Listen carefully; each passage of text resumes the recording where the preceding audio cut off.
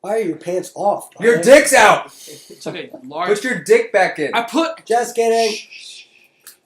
It just felt like the weakest storyline, in my opinion, is the orcs. It's not Gandalf and the Sauron stuff. Mm-hmm. It's just everything with the orcs. Yeah. As soon as you see them come on screen, it's so redundant and it's so obnoxious. They always say the same things. They're always like, go get the dwarves, and they fail every time, so the threat is lost. It was like, for me, it was really obvious that they were there just to create a situation for them to fight. Further the story. Yeah, for the story. Like, it's just, they were there just that way, they could have a fight scene. And that was it, and like, it didn't, because of that, like, the fight scenes didn't feel as, like, important to me, watching them. Like, it didn't, like, really grip me as much.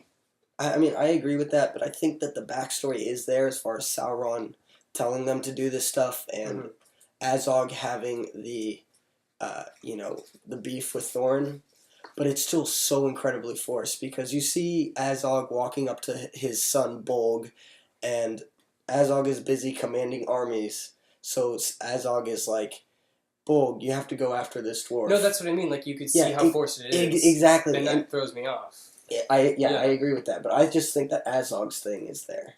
Because he actually does have a tension with Thorin in his line, as well as the whole thing with Sauron. So I think that's actually fine. I think Bolg makes Azog look like a wonderful character. Like, I thought Azog was bad. Bolg is like the flattest fucking orc I have ever... Anyway, go ahead. Yeah. They stepped it up a little bit in this film. It's just disappointing that they don't have more weight behind them.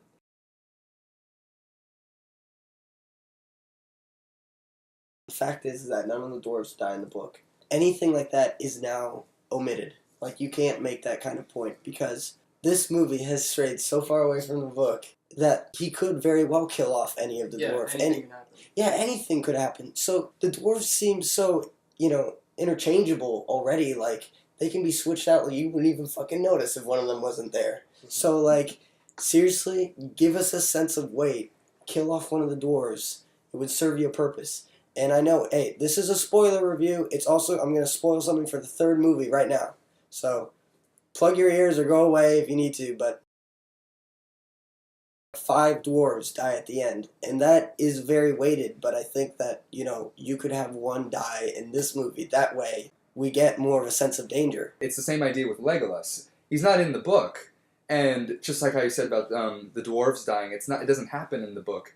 But Legolas is still in the film, but he's not in the book, but it's a part of the lore. It's not so much a part of the book. It's the idea that because the King of Elves, his son is Legolas, and to have him as a part of the story, but not so much the dialogue, was really, really cool. How Peter Jackson did that. He's just there, and he doesn't need to be like a forerunner in the story. Exactly. Yeah, and he's also Legolas isn't really like as much as a developed person in general yet. Exactly. Like, he's still just kind of this cold warrior guy who's just following his father's orders, And it just follows. Totally makes sense. And it just follows the continuity of the story itself, leading into the trilogy. Exactly. Into the Ring trilogy. And then when you watch the trilogy, you're seeing him develop more as He a guy, seems more too. fleshed out. Yeah, exactly. And that makes perfect sense.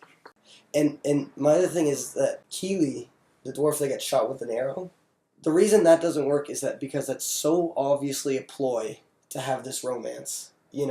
It's just way too obvious. It's like, he got shot. Isn't that really convenient? And what I'm referring to is the romance between Keely and Tariel. I mean, I think the scene in Mirkwood is beautiful between them when they talk, but I think beyond that, it feels very forced.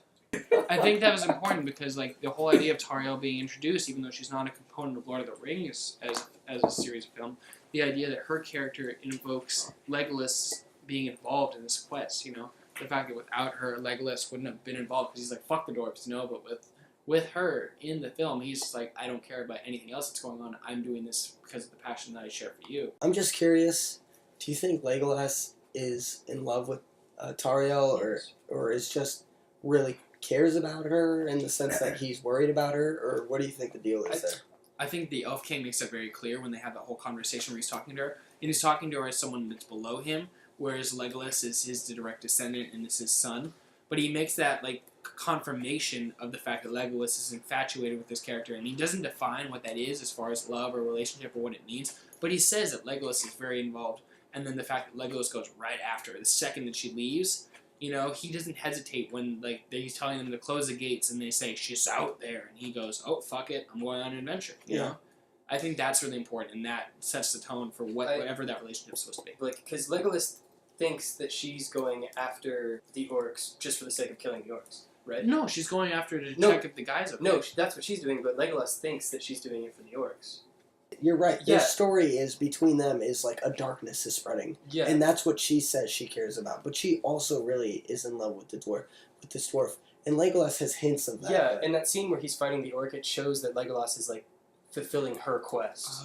You know, like it shows that he cares about her so much that he's putting aside his own like things that he wants to do of like what he thinks is right to help her.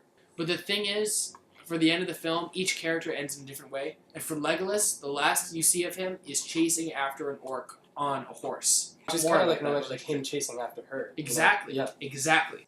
But yeah, like what the relationship between that, as far as like he's protecting her and protecting the elven race. Maybe this is an establishment for like the next movies, because I feel like it's an interesting dynamic because like Toriel's infatuated with Legolas, and maybe Legolas is actually like into her, but she thinks that like it'll never happen, so she's into the dwarf.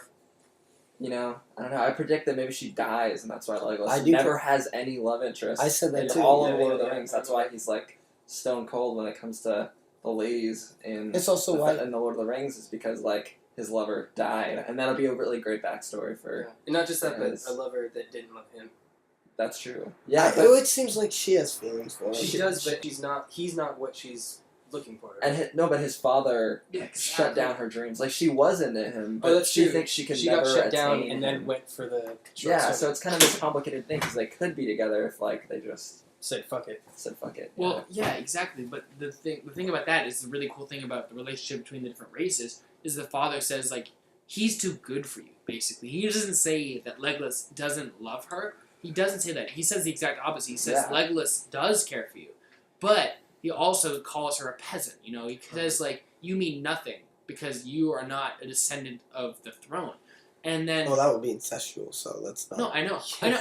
Regardless, the idea behind that whole conversation between the king and her is just like Legolas does care about you, but you're not worthy of his love. And the fact that Legolas does care about her, it means something else. It means he cares more about. It's not about where you are Hierarchy. ranked. It's not about a hierarchy. And the fact that Legolas has that's great for character development. But also the fact that she falls in love with the dwarf, which in Legolas's eyes means it's something lesser, and for her it means nothing. You know, and that kind of relationship, it's like it's a humane idealism between like I love you for being a person and for you being quirky and for you actually caring about things. When Keeley shows her the stone that has the runes on it, he talks about his mother. And she's so infatuated because she feels like he's a real character and he's willing to talk to her. And then she saved his life in that relationship. Versus like Legolas, who's like just seems like he's high above everything, you know, and she feels disconnected from that. And then the whole relationship Legolas has with the dwarves and like the fact that she falls for something lesser is something that frustrates him. He wants her to believe in something that's better, that's him, you know. I think that's a really cool point too. You know, just the relationship between the races in that sense. The fact that she's falling for dwarf and he wants her to believe in something bigger. I agree.